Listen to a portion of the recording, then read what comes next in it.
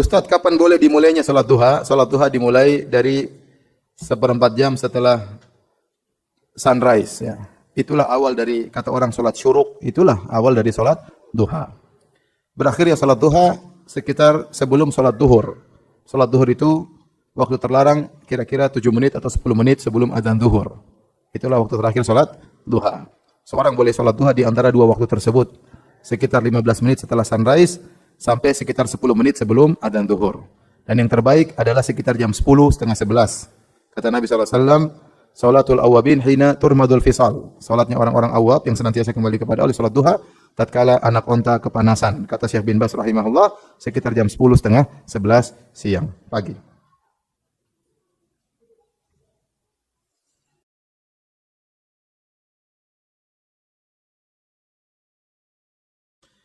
Ketika kita sudah berusaha ya beribadah sesuai sunnah menurut pemahaman salafus saleh, bolehkah kita mengharapkan imbalan dalam ibadah?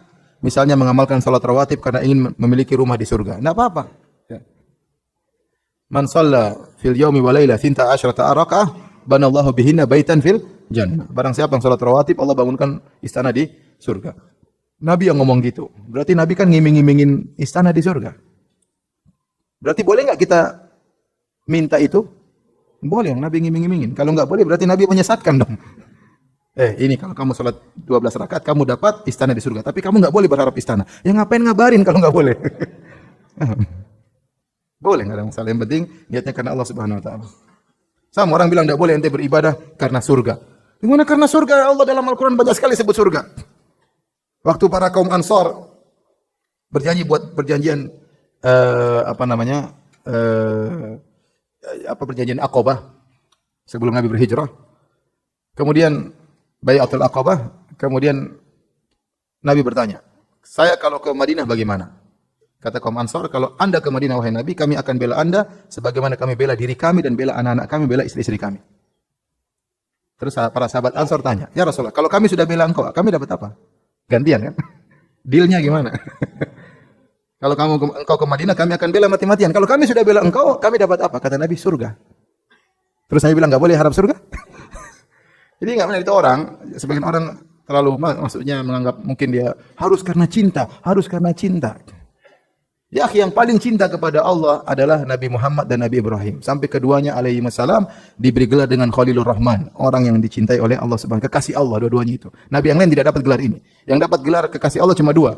Nabi Muhammad SAW dengan siapa? Nabi Ibrahim. Itu pun keduanya minta surga. Nabi Ibrahim, wa ja'alni min warathati jannati na'im, ya Allah berikanlah aku surga yang penuh kenikmatan. Nabi Muhammad dalam terlalu banyak ayat, dalam banyak hadis, Allahumma inni as'alukal jannah. Ya Allah, aku minta apa? Surga. Nabi suruh kita minta surga. Idza sa'altumullah fas'alul firdaus. Kalau kau minta sesuatu kepada Allah, mintalah surga Firdaus. Ini dalil pakai akal, pakai perasaan.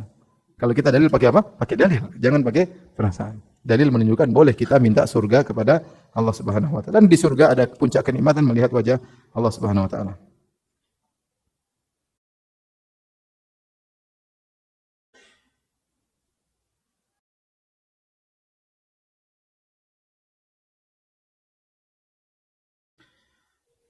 Apakah suatu kemaksiatan bisa dihubungkan dengan penyakit tertentu? Misal durhaka kepada orang tua bikin sakit jantung. Maksiat bisa menimbulkan berbagai macam musibah. Tidak ada musibah yang menimpa kita kecuali karena maksiat. Ma asabakum min musibatin fabima kasabat aydikum.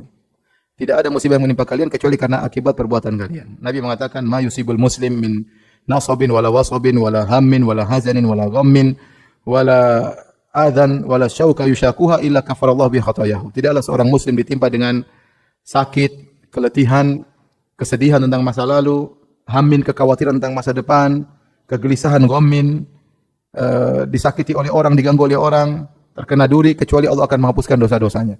Berarti ini semua sebab dosa. Orang letih, sedih, gelisah, itu semua karena apa?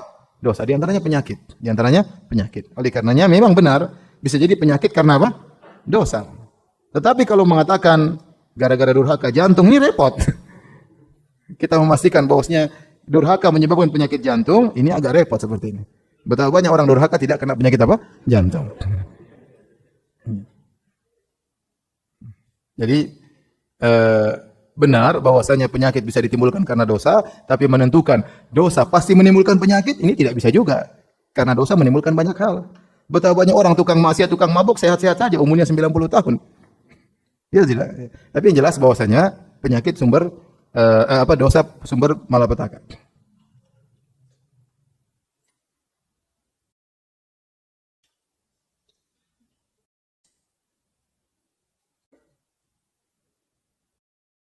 Ustaz, apakah hadis dhaif boleh digabungkan dengan hadis sahih ketika melakukan suatu ibadah, contohnya berdoa berbuka puasa? Uh, hadis berbuka puasa, hadisnya hasan ya.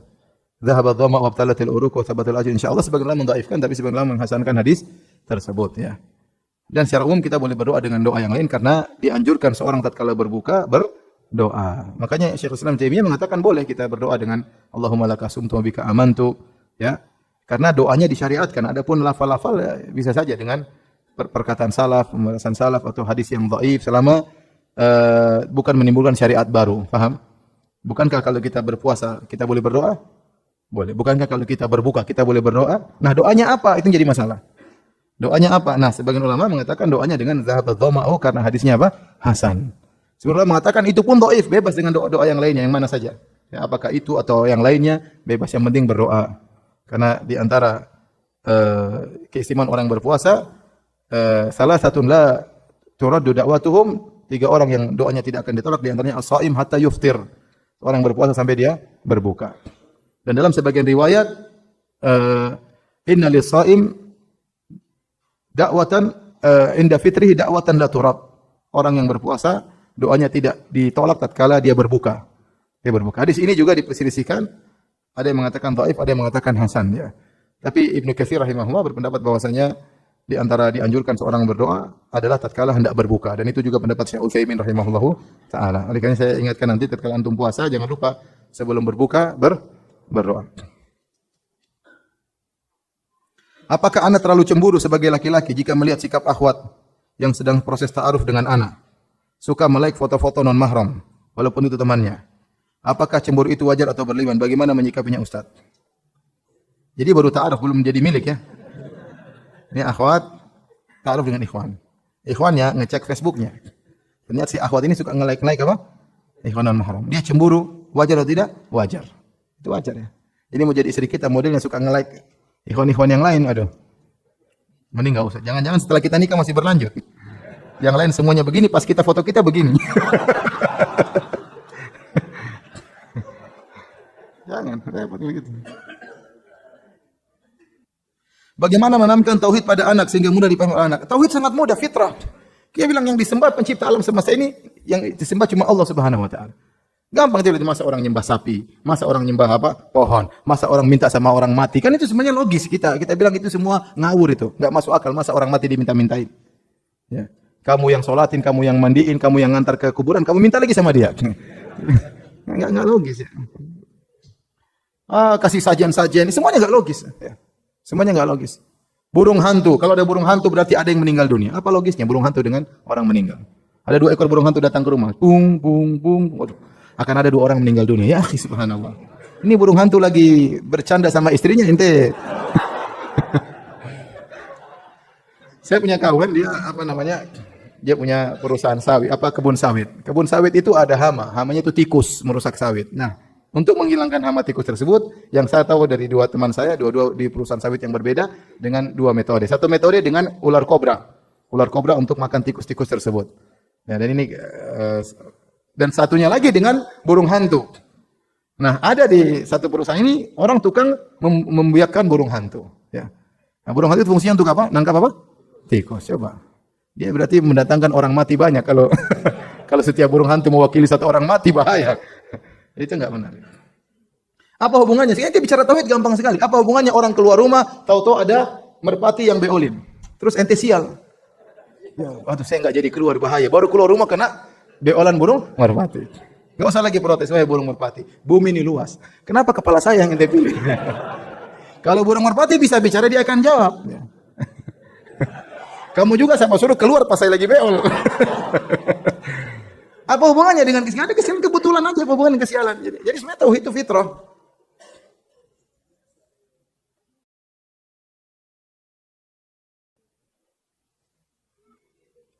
Apakah zaman dahulu sahabat memberikan julukan seperti Mu'tazilah, Khawarij? Iya, ini di zaman salaf. Di zaman sahabat ada timbul Khawarij. Firqah yang pertama kali muncul namanya Khawarij. Dan para sahabat menamakan mereka Khawarij, Haruriyah, Khawarij. Mereka sebutkan dengan nama kelompoknya. Kemudian muncul belakangan muncullah firqah Mu'tazilah, firqah Murji'ah, ya, dan itu disebutkan kelompok-kelompok tersebut agar kita waspada. Orang ini punya pemikiran apa? Khawarij. Orang ini punya pemikiran Murji'ah dan ini.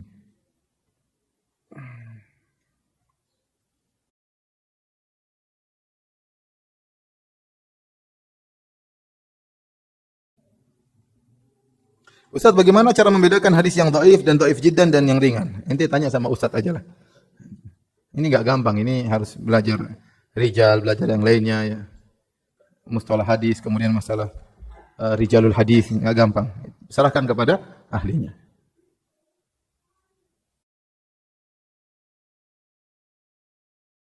Bagaimana hukum mendengarkan musik? Apakah masih ada perdebatan dalilnya di antara para ulama? Musik, ijma ulama hukumnya apa? Haram. 4 mazhab semuanya mengatakan haram. Ada sebagian ulama yang mengatakan tidak haram, contohnya Ibnu Hazm, tapi dia keliru. Dia mendhaifkan hadis dalam Sahih Bukhari yang seluruh ahli hadis mengatakan hadisnya apa? Sahih. Ibnu Hazm kalah dalam dibandingkan Imam Bukhari dan yang lainnya. Ya, yang benar hadisnya sahih ya. Bahkan Syekh Albani membuat suatu kitab mengumpulkan hadis-hadis tentang yang menyatakan haramnya musik. Dan seluruh mazhab semua mengatakan musik itu haram. Di antara mazhab yang paling keras mengatakan musik haram di antaranya mazhab Syafi'i. Imam Syafi'i dalam kitabnya Al-Um ya. Dan juga yang lainnya. Seperti Ibnu Hajar Al-Haythami dalam kitabnya Zawajir an Iktirafil Kabair, peringatan terhadap dosa-dosa besar, dia memasukkan musik termasuk dosa besar. Mendengarkan musik termasuk dosa besar ya. Imam Syafi'i dalam kitab Al-Um ya membedakan antara nasyid dengan musik. Kalau nasyid dia mengatakan tidak sampai haram tanpa alat musik, tapi kalau alat musik dia mengatakan apa? Haram ya. Jadi sebagian orang mengatakan Imam Syafi'i membolehkan musik. Padahal Imam Syafi'i tidak berbicara tentang musik ya. Ini tadi di antara kesalahan karena tidak tahu bahasa Arab. Makanya baca kitab salah paham. Padahal Imam Syafi'i mengharamkan apa? Musik ya. Oleh karenanya ini yang saya sangat sayangkan kepada sebagian dai-dai. Sebagian mereka mengatakan kita harus bermadzhab, harus bermadzhab, harus bermadzhab. Tapi kalau sudah bicara musik, madhabnya mereka buang semuanya. Iya benar. Harusnya kalau mereka berpegang dengan madhab, ya sudah ente ikut madhab Syafi'i. Mau madhab mana terserah pilih. Syafi'i, Hambali, Hanafi semuanya mengharamkan apa? Musik.